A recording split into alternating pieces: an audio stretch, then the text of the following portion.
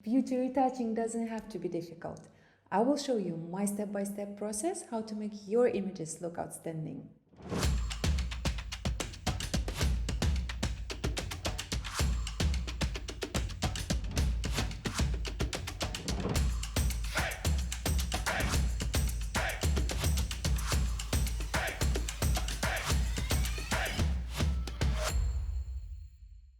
Hey everyone, my name is Diana. On this channel, I will share with you my expertise and hopefully valuable tips related to photography, retouching, and the business aspect of the creative industry. So if you're interested, please subscribe and hit the notification button so you will be notified once I release my next episode. Today's episode is the part number 1 of my beauty retouching series, and we're starting from the very beginning. Camera Raw plugin is used to process raw photos, and it's the first thing what comes up once you import your raw images into Photoshop. I would like to share with you my way of doing it, so maybe you can learn something. Alright, let's go ahead and open our image in Photoshop. The Camera Raw plugin is used to process the raw format. And since I've showed this image in CR2, which is raw format for Canon, the Camera Raw plugin window automatically pops out.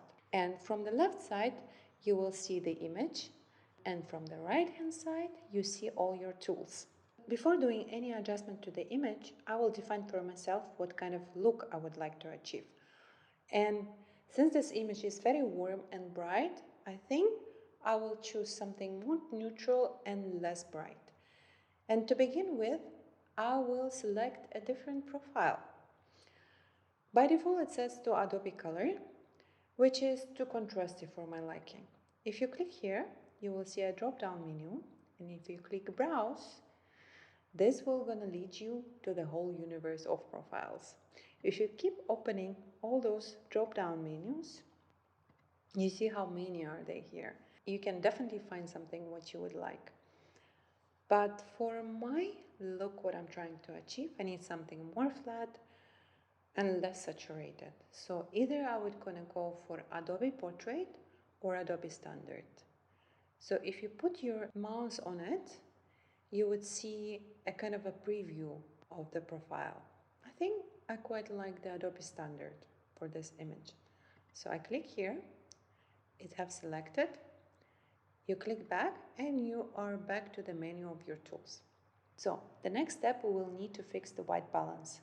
The only problem with this image that there is no neutral gray color in it. So what can be done? The only place I can think of, it could be a whites in her eyes.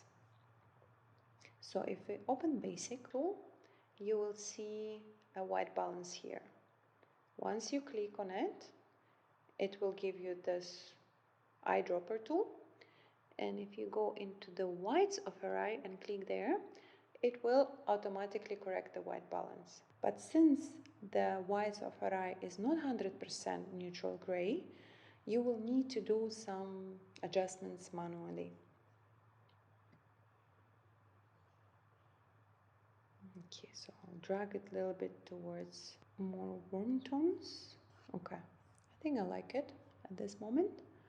So we can see before and after.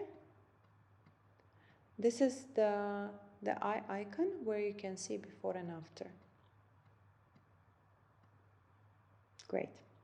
So now I'll bring down exposure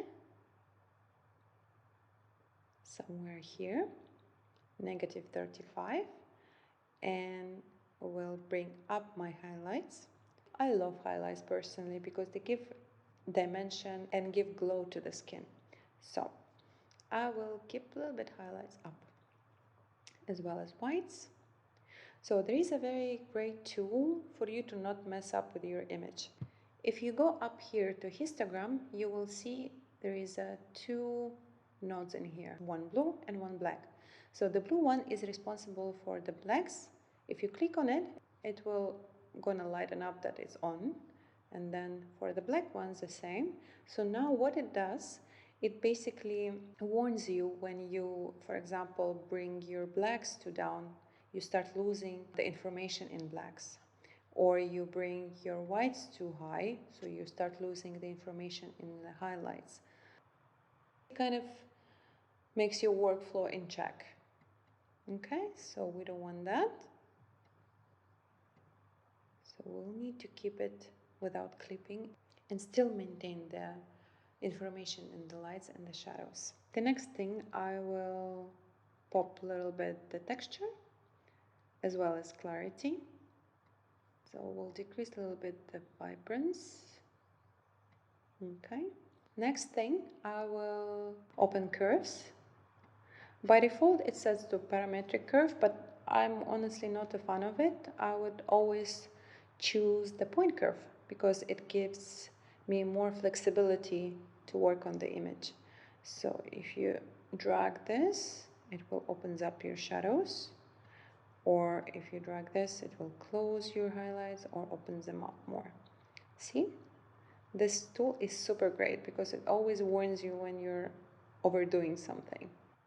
The first thing, I will select a point here and then point for my midtones. It's too dark, I feel.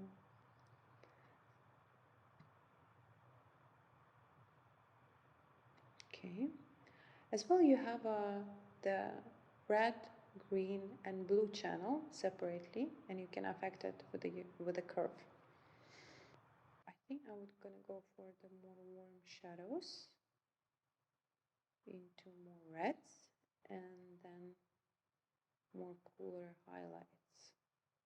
Kind of give this very brownish look, which I'm currently obsessed with.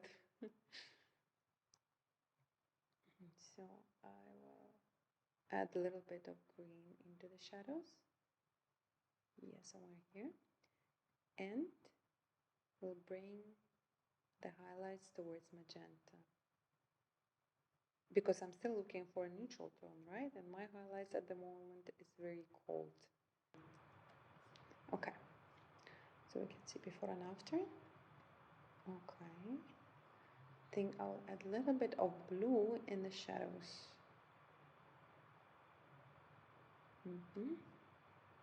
Before and after. I like the toning. Okay, so the next step, the detail.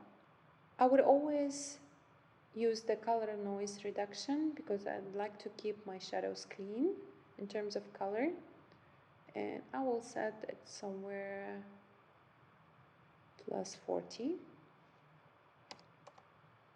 Yes, done.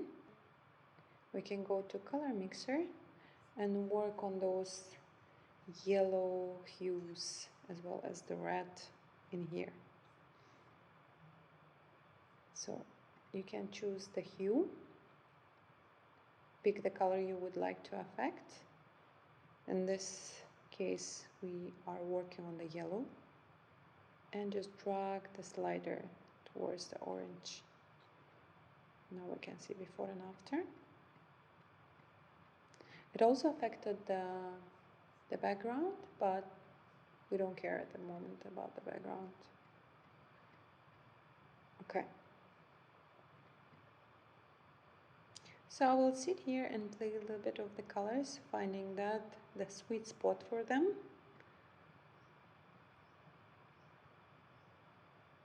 Okay, this is done in here. Then I would go for optics, and under profile you will see remove chromatic aberrations. I will always keep it checked because I don't want to have any surprises on the later stage once I'm doing the retouching. And the chromatic aberrations are those funny colorful lines which appears on the contrasty areas. It all depends on the lens ultimately, but it's better to keep it checked than not. Then I would check use profile correction. It's a great tool because it automatically corrects the distortion of the lens. It finds out what camera was used, what lens have been used, and find its own solution for it. It is not available when you use Camera Raw as a filter inside Photoshop. So keep it in mind, this feature will be available only when you process your raw images. So Once it's done here, we can close the section and move on to calibration. The calibration, it's a great tool to affect the skin tones. So you can play with all those sliders and find that sweet spot which you like. I think for this image I would go towards more yellow.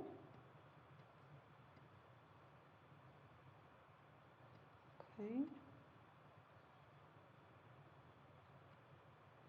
Decrease the saturation a little bit in here. So in here you can tint your shadows. So you can go towards magenta or green. I think I like it more towards the green. Good. So once you're happy with all your adjustments, we can look at before and after. See, now it's more neutral. You have the highlights. It's not that overexposed. So I'm really happy with the toning for the moment. And now we're going for the very last and very important step to prepare your image for the high-end retouching. If you look down here on this line where you have the information about the image, if you click on it, you will have a dialog here, the menu, where you can define what the color space you would work with and the depth of the image. So I would advise to go for the color space Profoto RGB because we want as much colors as possible to work with, and as well the depth 16-bit channel. So once you have defined the color space and the depth of the image, you can press OK. And now we are ready for our high-end retouching. We can go ahead and open our image in Photoshop. That's it. So we are ready to proceed to our next episode, frequency separation. Thank you for watching. If you have any questions, comments, or you would like to share techniques of your own, please leave them in the comment section below. And if you enjoyed this episode, please hit the like button and subscribe so I can see you in my next episode where we will talk about frequency separation.